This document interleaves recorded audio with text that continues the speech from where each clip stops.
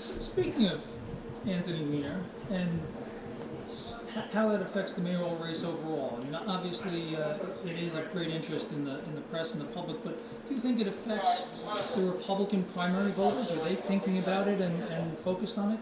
Well, I think that they're disgusted with his conduct and the fact that the media concentrates on him, and he goes out and he says that character and judgment are not important to the mayor of the city of New York. So I think that everybody's interested in that, no matter what party you're in. And in terms of switching topics, you spoke a lot about dealing with city government through the Doe Fund Yes. and your professional work. Did you ever encounter Joe Lhota in your days as a Doe Fund CEO during the Giuliani administration? We sat together in a movie theater once. What was the movie?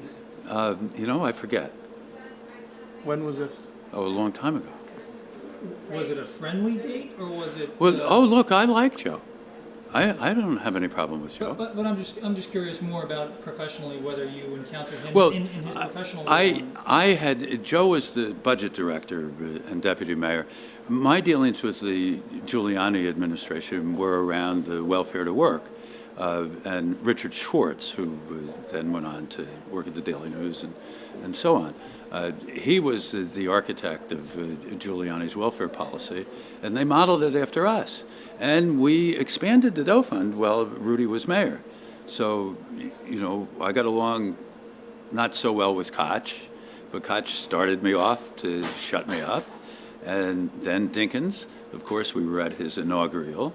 And then when Rudy came in, Andrew Cuomo and I had written a plan called The Way Home. And before Rudy was elected, Andrew shared the plan with him and got his support. So after the election was over, we worked to implement that plan. We created a separate Department of Homeless Services, took it away from HRA, contracted out the jobs from city employees to private not-for-profits. And we did that under the Giuliani administration. But I didn't do it directly with Joe. Why do you suppose that you'd be a better mayor than Mr. Lhota? Well, I have actually created a business from nothing using human capital. That's a very different thing than managing a business for other people. We've done $750 million in revenue since we lifted the people up off of the floor of Grand Central Terminal. And that is leadership. That is asking people to take personal responsibility and a two-way street. You do this, and you're going to be able to have opportunity.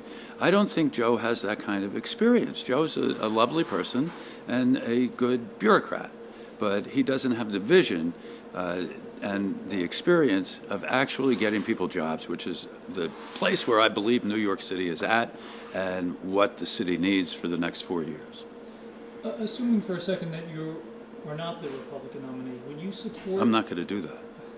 I'm not. I mean, why would I answer a question like that? Would you prefer either of your Republican competitors? I'm not going to bet over against Democrats? myself, John. I am going to be the Republican nominee and the next mayor of the city of New York. All right, Okay? I'm good.